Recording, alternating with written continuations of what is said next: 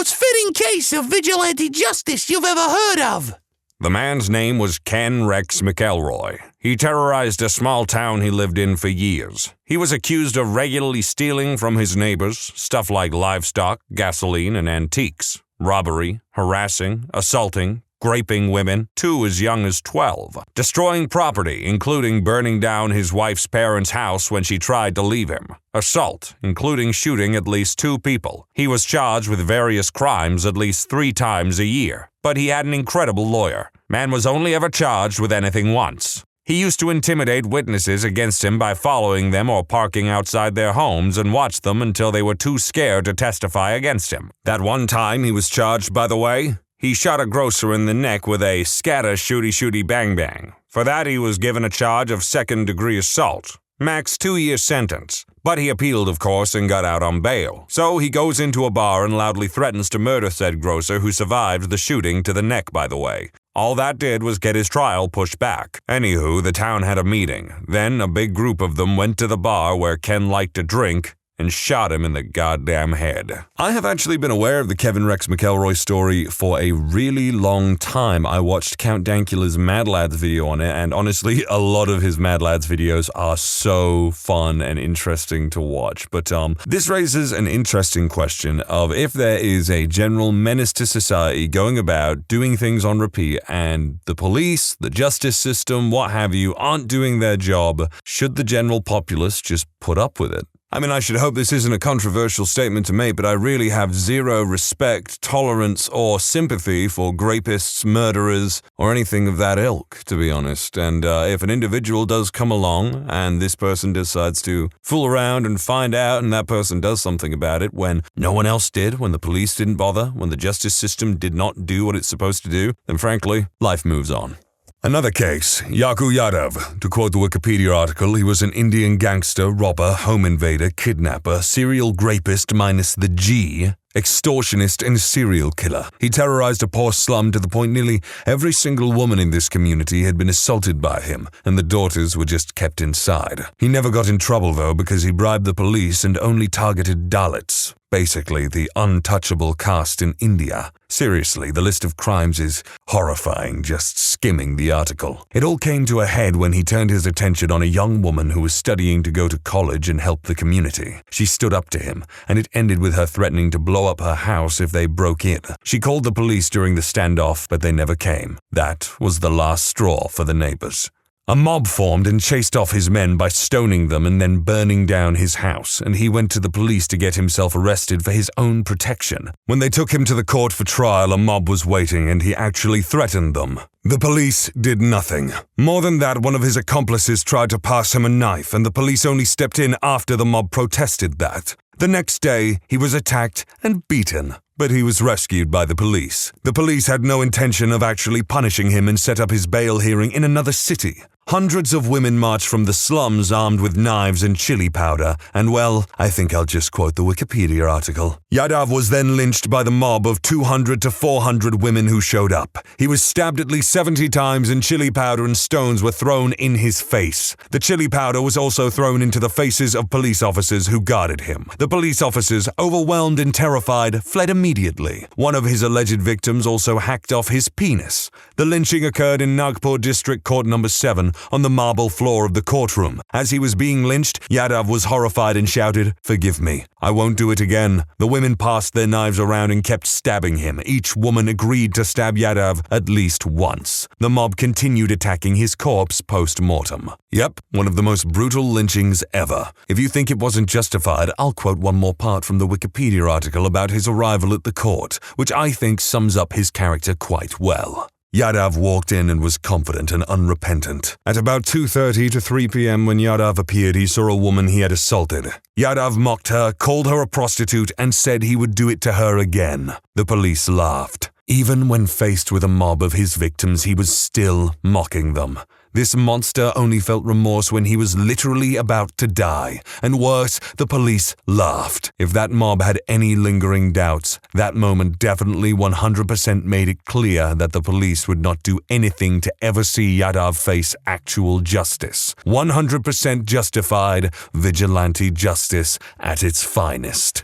I'm not a man of faith, I have limited understanding of Hinduism, but I hope this man is suffering in Naraka for all eternity, and before you say Naraka is not a place of permanence for sinners, Madhva Sharia has a different opinion on that. But here's the thing, it's not even just a problem with Aku Yadav himself, screw that guy to the deepest depths of Naraka, or the police, or any of his associates, it's also the frickin' caste system, which is surprisingly still pretty prevalent in their society today. I mean, this guy died in 2004. Grady Stiles Jr., aka Lobster Boy. He was an incredibly abusive husband and father. His daughter and her boyfriend actually pretended she was pregnant so they could get married and she could leave the house. The day before the wedding, he shot the boyfriend in the back 3 times, killing him. He actually confessed at the trial and was found guilty of third-degree murder. However, the jail wasn't equipped to deal with his condition. He required a wheelchair due to his condition, and so he was instead sentenced to 15 years probation. He went back to being an abusive monster to his family, but it was even worse than before. He regularly reminded them he got away with murder once and he could do it again. Somehow, he convinced his first wife to remarry him during this time, which I'd say was the worst mistake she ever made. In the end, his stepson and possibly his wife, though they all claim she had nothing to do with it, hired a fellow circus performer to murder him because his entire family believed he would murder her. I'm not exaggerating. In interviews for the ID show I saw about the case, every family member made it clear that if he lived, he most likely would have killed her at some point. It wasn't a matter of if, but when. His death is one of the only murders outside of self-defense that I think is 100% justified, because the justice system already failed once. He might have been sentenced and found guilty, but they just put him on probation and house arrest. He literally got away with murder. If he'd just gone to jail the first time, then his family wouldn't be so screwed up now. I feel so bad for the stepson. He just wanted to protect his mom, and now he'll be in jail for the rest of his life. I think that's one of the worst parts of this case. His wife, stepson, and the hired killer all got longer sentences than Stiles' probation. That man never spent a day in jail for cold-blooded murder, and yet his wife and stepson are likely to rot in there for trying to protect themselves from him. I'm gonna say this hits very close to home, so I'm gonna make this brief. Lobster Boy, you're a despicable piece of crap. I'd call you something else, but I'm not allowed to, or else I'll get a smack on the bum-bum by the producers.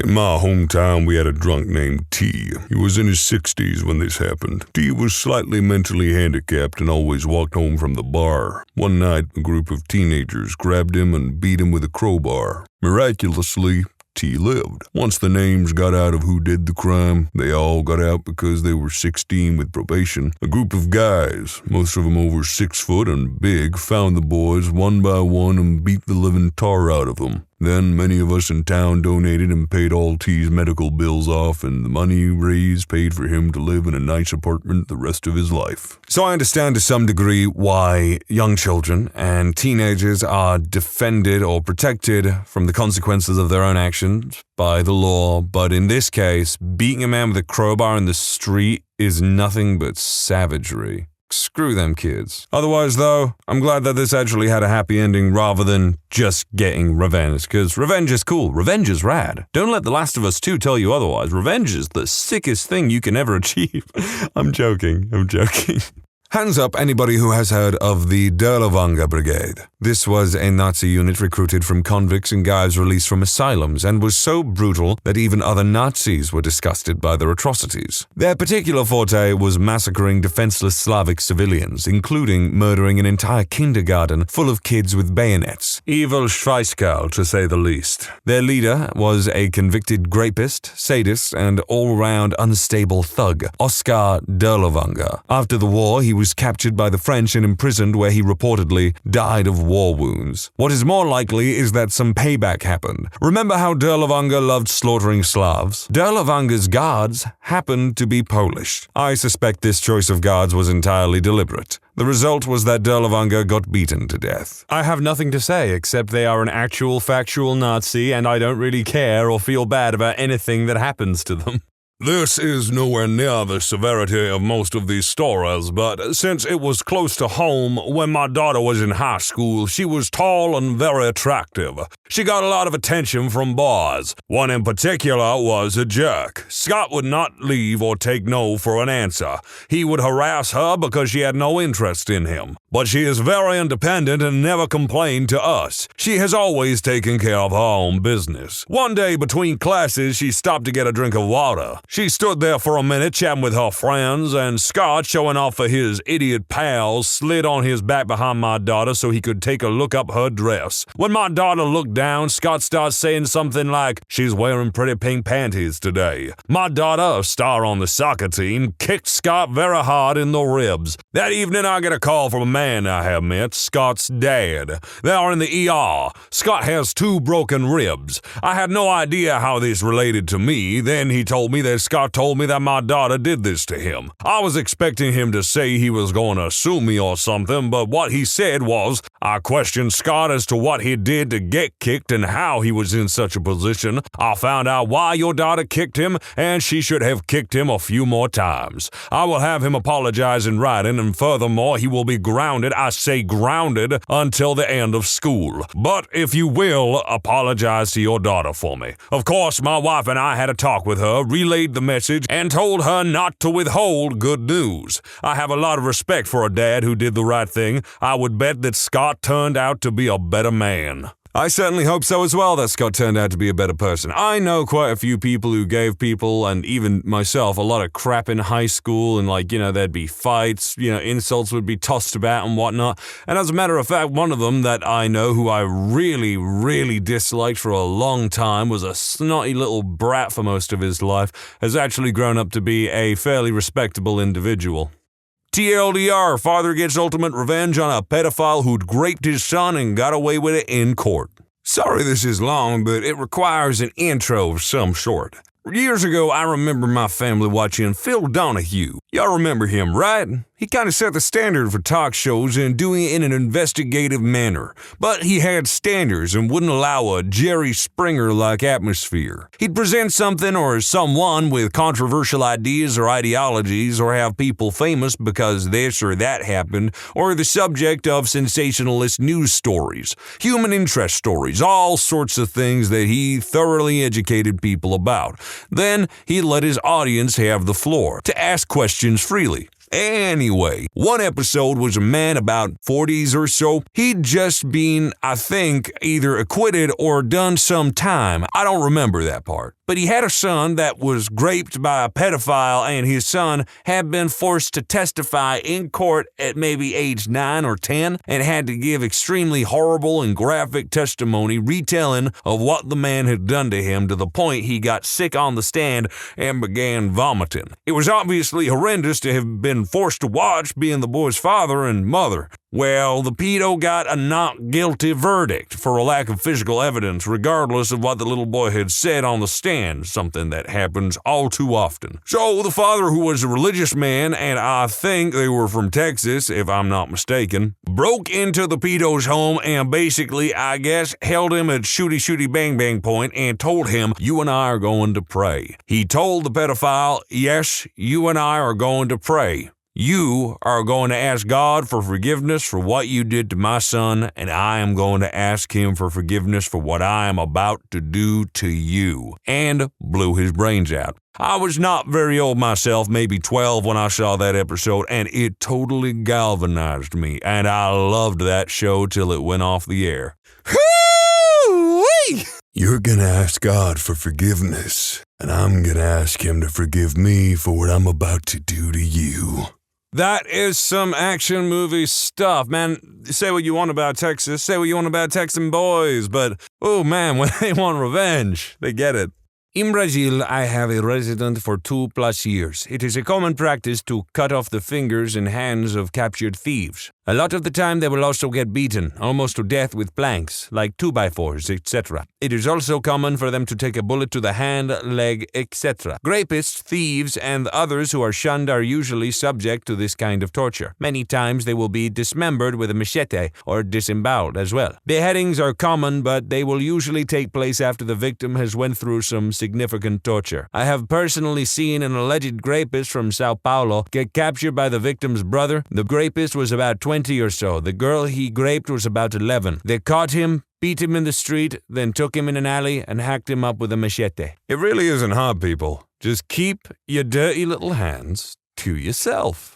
I arrived to install some security and surveillance devices at a home in Phoenix several years ago and got the story straight from Brian Danielson. For those of you, like I was, that have no idea who this is, he goes by the stage name of Daniel Bryan and is/was a wrestler with the WWE and a one-time champion. I'll link the story, but it seems to have left out some of the best details that were relayed to me. Story goes that he and his wife arrive home. His wife goes to the carport door to enter the house and locks eyes with someone in the house. She sees the man and another drop whatever they are holding and bolt out of the back door towards the alley that runs behind the house. Brian takes off running after them, vaults the fence in the backyard and sees the two men running in the opposite direction away from the house. He decides to chase one guy over the other. Not sure what helped decide that. He chases the guy for about a block as the guy had a good lead on him. He catches the guy in the front of someone's house and puts him in a headlock and holds him while the homeowner that witnesses the struggle calls 911.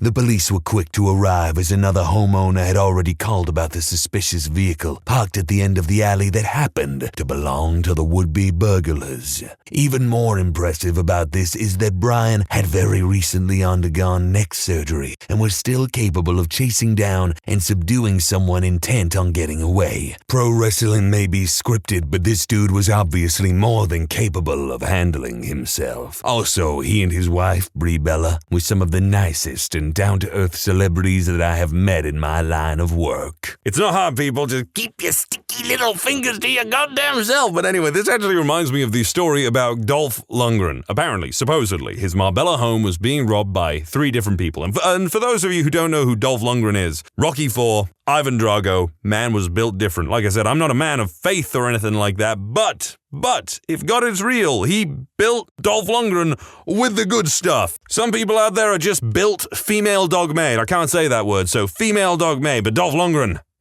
is built different. So these 3 masked robbers are apparently robbing his house in Marbella or something. They've tied up his wife, but then upon seeing a family portrait and seeing that Dolph Lundgren is in said family portrait, suddenly fear for their lives, because what if Dolph Lundgren comes home? Oh man, don't say that, screw this. And they leave. They just drop everything and just leave immediately. And honestly, I don't blame them.